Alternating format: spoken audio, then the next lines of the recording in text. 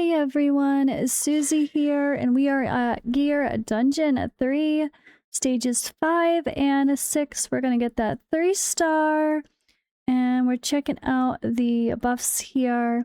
The next two are about the same, so it made sense to kind of do these as a grouping.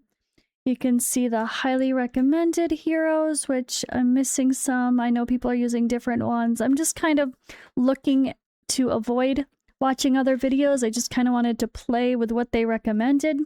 I don't really know the strategies, except people really like the Paintress from what I've heard. That's about it. But I haven't watched videos or seen other people, so we're just going to dive in and have a little fun.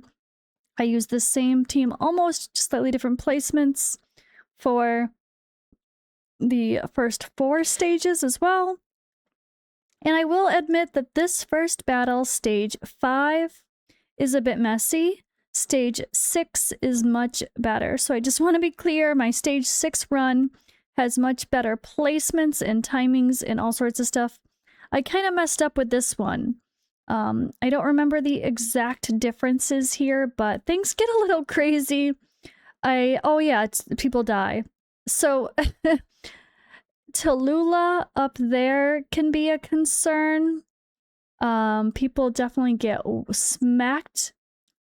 It is important to be mindful of placing that hero on the platform. They take a lot more damage.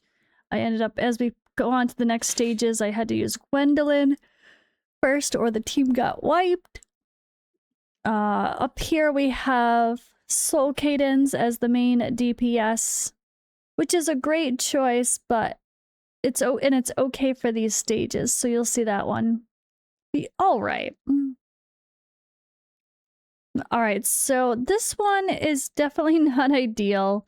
I end up changing my stage 6, but this was successful, so I still wanted to show it. I figure 5, 6 up and onward, of course, are going to be the goals for people overall. This will be a little bit of an OP team as far as a lot of heroes with Awaken 5, but it is what it is. But you can see, like, I didn't even use Elowen. Only used Tallulah for the cleanse. She has great range, so she's really fun for this one. But I kind of had focused only this limited core of heroes, and it wasn't perfect again. I'm struggling with stages 7 and onward, I guess. But I'm going to adjust and hopefully record another video. But I at least wanted to have a good starting point of something okay to farm.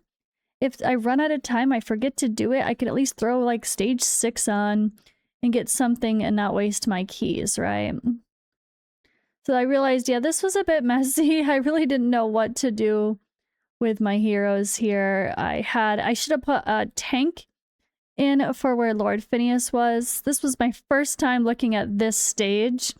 I probably should have restarted to make it cleaner, but I don't know, I feel like I kind of like to show slight failures or messy runs, because that's where we can learn from our mistakes as well. And this one's definitely a bit messy, but I'm gonna just continue talking through these. It makes more sense. This is just a little basic showcase. It's not me giving you exact, like, I didn't even go through and look at the exact timings for everything, exactly what does every single skill do? Am I timing ultimates properly? I didn't stress that on these early runs. We're kind of... Obviously, placements are important, which is why this one got a little bit messy. My placements were not ideal for this battle. But as you can see, we get it done, and it's fine. We get it done. But we'll make it a little bit better for the next round at the very least, so things are not as sloppy. But I kind of like, again, I kind of like a sloppy run. It just shows something realistic, right? But as realistic as I can with my lovely roster of heroes. I'm not trying to dumb it down, though. I'm just trying to play with what I got. So stage 6, let's head on to, again, same debuffs or whatever you want to call them, conditions of the battle. And now we're going to get smarter with our placements. I do end up trading out King Hars for Rivenholds, and I think I added instead of Gwendolyn or instead of Eloin, because I didn't need 2, I end up pushing to use Brokir or someone as like another DPS of the or tank on the ground. Oops, sorry, the restart. I forgot about the restart. Okay. So let's do this. We're gonna put Neja at the bottom here. And then Draylin is here. She's great to help keep Neja alive anyway. And a tank adds that extra block at that portal. So Codgrim in front of Neja, more block, more protection. And then Dao Chan is going to be our booster. I am going to set her here, but as the stages go on, you're going to see that, like, for me, my Tallulah is way squishier than Gwendolyn, so my Tallulah dies first when I went on to the next stage. So I actually ended up placing Gwendolyn first. That's just a tip for the next battle. Then over on the other portal, I put a Lord Phineas, and then Soul Cadence to be the DPS to take out the bigger bosses that will come around. I definitely haven't perfected the stage 7 and onward, but this is only stage 6. We can handle a little bit more, or have a little bit more flexibility, I guess. Doesn't have to be so perfect when you have a pretty strong team overall, as long as you've got the right spots covered. Which it's really just these bosses that come down from the top that you really need to chunk them down. As far as the shield, pretty high count, but it doubles in the next round. Not fun. And then having a good DPS with range like Neja is amazing down here. That was just super fun. There's so many other heroes to use. I could see why people would like the Paintress. I know I saw her on a lot of thumbnails, so I'm assuming she got used in the harder stages. But again, I haven't even looked at strategies.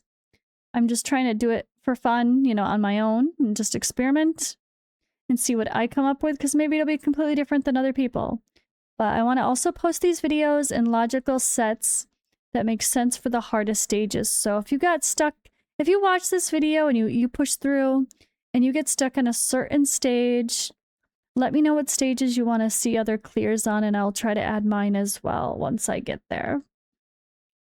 But yeah, you can see I'm not really taking down that boss's counter very fast at 45 ticks. And then you start actually killing the boss. So the difference here is to make this smoother and faster, we probably should have put Soul Cadence on more of a manual and not pop his ult until we're really ready. That would be a huge help versus this boss too. Maybe Lord Phineas as well, but it's okay. But this positioning is pretty solid for these stages. I don't think I needed to really change much except maybe have better timings with my ultimates. Like Gwendolyn, or sorry, Dao Chen turning off her auto ultimate so you can make sure when the boss is about to do that like whole board AoE wipe of damage that you're ready to have her damage mitigation on instead of the damage boosting. If you're dying, that is definitely something to be very careful of, not letting Dao Chan stay in her boosting form the entire fight. Certainly going to be the cases for the harder stages. But yeah, that was the team. I'm not going to worry about showing my gear and all that. It's far from perfect. It's just, this is more about seeing, I think, placements and what works. And I'm trying to use what the game suggested at the end of the day. The game said these people, I tried to use these people. So how far can I go with them? I don't know. I might need to ramp things up a bit, but we will try stage 7 and onward in the future. But that is all for now. Thank you guys for watching. I hope it was helpful to see my battles, and I'll see you in the next one.